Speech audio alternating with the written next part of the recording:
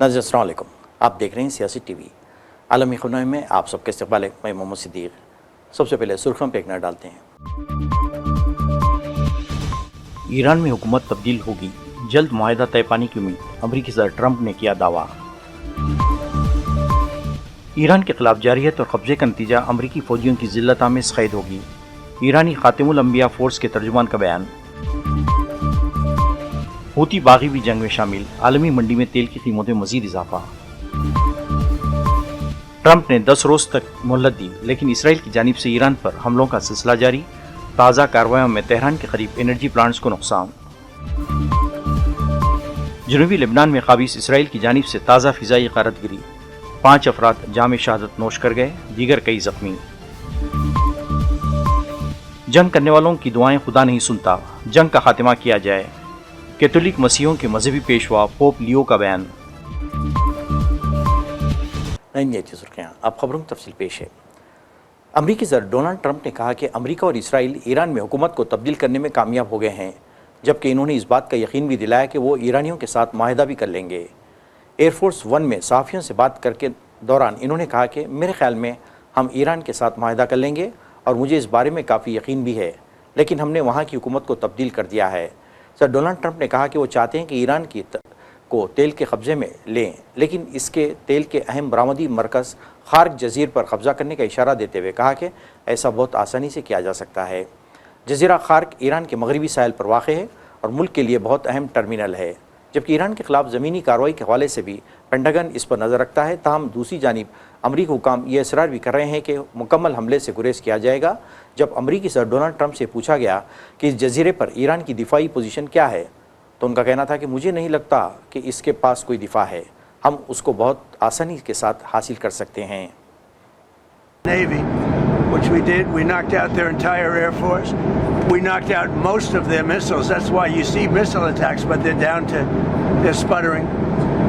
And we have a group, it's really a new regime.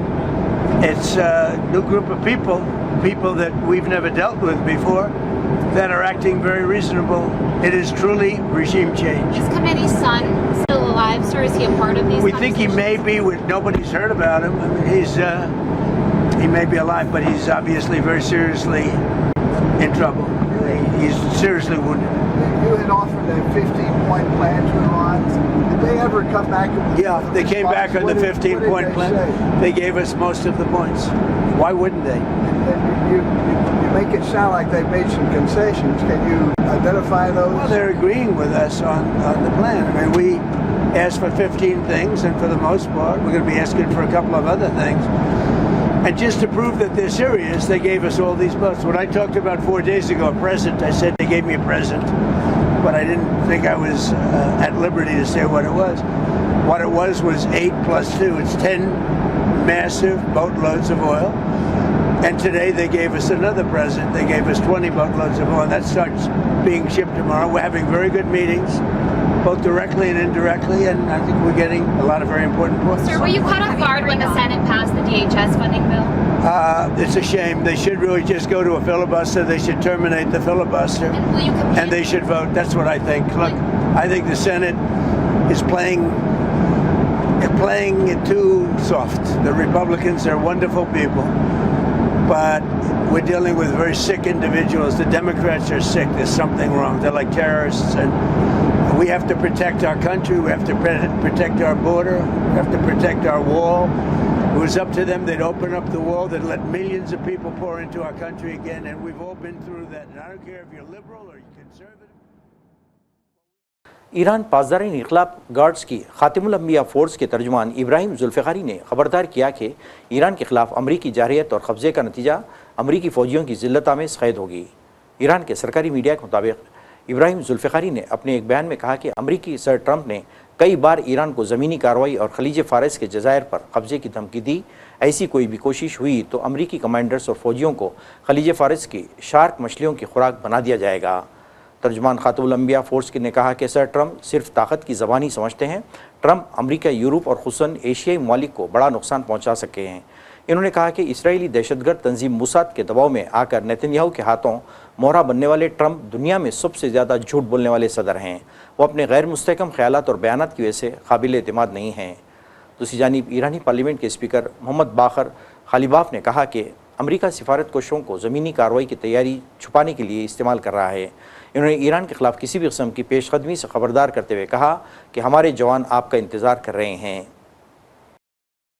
یمن کے حوثی باغیوں کے اسرائیل پر حملے کے بعد عالمی منڈی میں تیل کی قیمتوں میں مزید اضافے کے بعد فی بیرل قیمت $115 تک پہنچ گئی ہے۔ رواں مارچ میں تیل کی قیمت 59% اضافہ ہوا ہے، جو 1990 کے خلیجی جنگ کے بعد سب سے بڑا ماہانہ اضافہ ہے۔ 28 فروری کو امریکہ اور اسرائیل کی جانب سے ایران پر حملوں سے شروع ہونے کے بعد سے ایران نے آبنائے ہرمز کو بند کر رکھا ہے، جو دنیا کی تقریباً 5واں حصے کی تیل و گیس سپلائی کا اہم راستہ ہے۔ اس جنگ میں اب گزشتہ ہفتے کے اختتام پر اسرائیل پر میزائل حملے کے بعد یمن کے حوثی باغی بھی شامل ہو گئے ہیں، جس کی وجہ سے JP مورگن کے تجزیہ کاروں کے مطابق اب یہ تنازع خلیج عرب اور آبنائے ہرمز تک محدود نہیں رہا، بلکہ بحر احمر اور باب المندب تک پھیل گیا ہے، جو تیل کی ترسیل کے لیے دنیا کے اہم ترین گزرگاہوں میں شامل ہیں۔ دوسری جانب ایران نے کہا کہ وہ کسی بھی امریکی زمینی حملے کا جواب دینے کے لیے تیار ہے، اور اس نے امریکہ پر الزام لگایا کہ وہ مذاکرات کے ساتھ ساتھ زمینی کارروائی کی تیاری بھی کر رہا ہے۔ 27 مارچ کو ایران سے بالواس مذاکرات کے پیش نظر ٹرمپ نے 10 روز تک کی مہلت دی تھی، اور ان کا کہنا تھا کہ اس دوران ایران میں توانائی کی تنصیبات پر حملے نہیں کیے جائیں گے، مگر اس کے بعد بھی ایران میں توانائی کی تنصیبات پر حملے جاری رہے۔ ایران کی وزارت توانائی کا کہنا تھا کہ ملک کے بجلی کے انفراسٹرکچر پر حملوں کے باعث تہران اور البرز صوبوں کے بعض حصوں میں بجلی معطل ہو گئی تھی، تاہم بیشتر علاقوں میں یہ بحال ہو چکی ہے۔ یہ واضح نہیں ہے کہ یہ حملے امریکی صدر ٹرمپ کے اس بیان سے جڑے ہیں، جس میں انہوں نے دھمکی دی کہ اگر تہران نے جنگ بندی کے لیے معاہدہ نہ کیا اور آبنائے ہرمز کو بحال نہ کی تو توانائی کی تنصیبات پر حملے کیے جائیں گے۔ ایران کے نائب وزیر توانائی مصطفیٰ رجائی مشہدی نے سرکاری ٹی وی پر بتایا کہ تہران کے قریب حملے اسرائیل نے کیے ہیں۔ اس سے قبل ایک پیغام میں ایرانی وزیر خارجہ عباس عراقچی کا کہنا تھا کہ اسرائیل نے ایران کے 2 بڑے اسٹیل کے کارخانوں، ایک پاور پلانٹ اور سویلین جوہری تنصیبات سمیت متعدد شہری عمارتوں پر حملہ کیا ہے۔ انہوں نے کہا تھا کہ یہ امریکی صدر کی سفارت کاری کے لیے دی گئی اضافی مہلت کے منافی ہے۔ ان کا کہنا تھا کہ ایران اس کی بھاری قیمت وصول کرے گا۔ جنوبی لبنان کے قصبے شقرا پر قابض اسرائیل کی ایک تازہ فضائی غارت گری کے نتیجے میں 5 افراد جامع شہادت نوش کر گئے، جبکہ 2 دیگر زخمی ہوئے۔ یہ حملہ اس خطے میں جاری قابض اسرائیل کی مسلسل عسکری جارحیت اور شفاقیت کا حصہ ہے۔ لبنانی وزارت صحت نے اطلاع دی کہ فضائی بمباری میں قصبے کو براہ راست نشانہ بنایا گیا ہے، جس کے نتیجے میں علاقے میں شدید نقصان پہنچا ہے۔ وزارت صحت نے نشاندہی کی ہے کہ جانی نقصان کا یہ حالیہ عدد و شمار جنوبی علاقوں پر ہونے والی ان مسلسل فضائی غارت گریوں کے سلسلے کی ایک کڑی ہے، جن کی شدت میں گزشتہ چند دنوں کے دوران غیر معمولی اضافہ دیکھا گیا۔ وزارت صحت نے اعلان کیا کہ یہ رواں مارچ کی 2 تاریخ سے لبنان پر جاری قابض اسرائیل کی اس جارحیت کے نتیجے میں مجموعی طور پر شہداء کی تعداد 1238 ہو گئی ہے، جبکہ 3500 افراد زخمی ہو چکے ہیں۔ جنوبی لبنان اس وقت مسلسل بمباری اور وحشیانہ فضائی غارت گری کی زد میں ہے، جس کے باعث مزید جانی نقصانات ہو رہے ہیں، اور نشانہ بنانے والے علاقوں میں انسانی صورتحال انتہائی سنگین ہوتی جا رہی ہے۔ جنوب لبنان کے قبضے شقرا پر قابض اسرائیل کی تازہ فضائی غارت گری کی وجہ سے 5 افراد جامع شہادت نوش کر گئے، جبکہ 2 دیگر زخمی ہوئے۔ یہ حملہ اس خطے میں جاری قابض اسرائیل کی مسلسل عسکری جارحیت اور شفاقیت کا حصہ ہے۔ لبنانی وزارت صحت نے اطلاع دی کہ فضائی بمباری میں قصبے کو براہ راست نشانہ بنایا گیا، جس میں علاقے کو بھی شدید نقصان پہنچا۔ لبنان کی وزارت صحت نے نشاندہی کی کہ جانی نقصان کا حالیہ عدد و شمار جنوبی علاقوں پر ہوئی ان مسلسل فضائی غارت گری کے سلسلے کی کڑی ہے، جن کی شدت میں گزشتہ چند دنوں کے دوران غیر معمولی اضافہ ہوا۔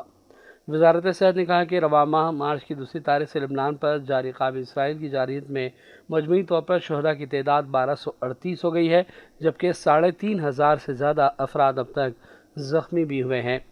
جنوبی لبنان اس وقت مسلسل بمباری اور وحشیانہ فضائی حملوں کی زد میں ہے، جس کی وجہ سے مزید جانی نقصان ہو رہے ہیں، اور نشانہ بننے والے علاقوں میں انسانی صورتحال انتہائی سنگین ہو گئی۔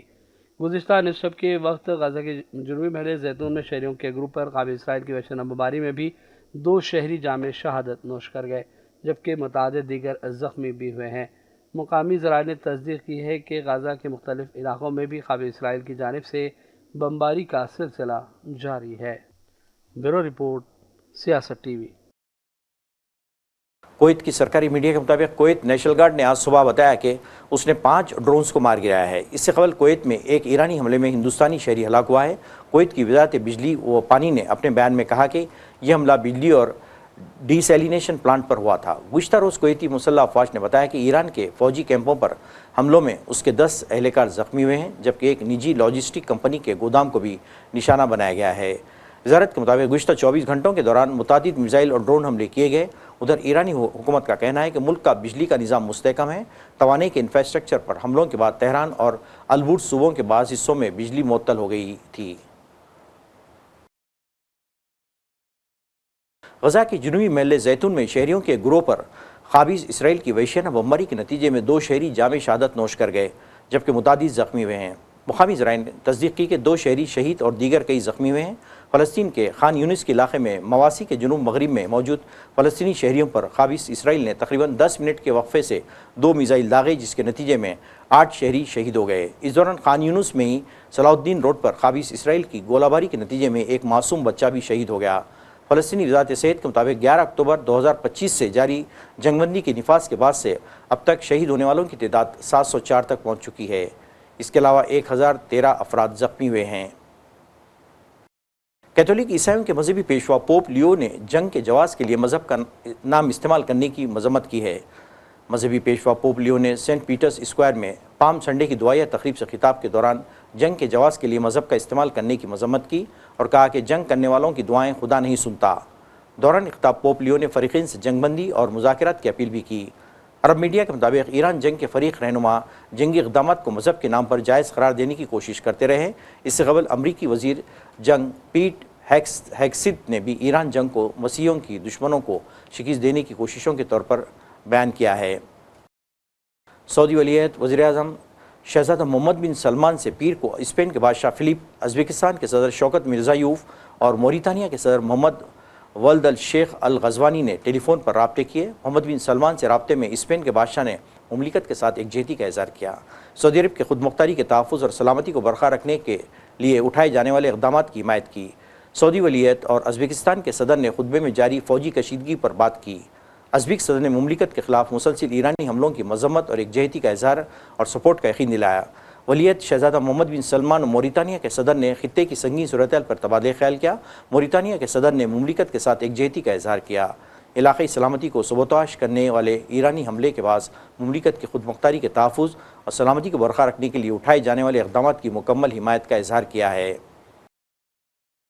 ناظرین، آخر میں سرخیوں پہ ایک آنر۔ ایران میں حکومت تبدیل ہوگی، جلد معاہدہ طے پانے کی امید، امریکی صدر ٹرمپ نے کیا دعویٰ۔ ایران کے خلاف جارحیت اور قبضے کا نتیجہ امریکی فوجیوں کی ذلت آمیز قید ہوگی، ایرانی خاتم الانبیاء فورس کے ترجمان کا بیان۔ حوثی باغی بھی جنگ میں شامل، عالمی منڈی میں تیل کی قیمتوں میں مزید اضافہ۔ ٹرمپ نے 10 روز تک مہلت دی، لیکن اسرائیل کی جانب سے ایران پر حملوں کا سلسلہ جاری، تازہ کارروائیوں میں تہران کے قریب انرجی پلانٹس کو نقصان۔ جنوبی لبنان میں قابض اسرائیل کی جانب سے تازہ فضائی غارت گری، 5 افراد جام شہادت نوش کر گئے، دیگر کئی زخمی۔ جنگ کرنے والوں کی دعائیں خدا نہیں سنتا، جنگ کا خاتمہ کیا جائے، کیتھولک مسیحیوں کے مذہبی پیشوا پوپ لیو کا بیان۔ ناظرین، اس کے ساتھ ہی عالمی خبرنامہ ختم ہوتا ہے۔ مجھے اور ساری سیاست ٹیم کو اجازت دیں۔ اللہ حافظ۔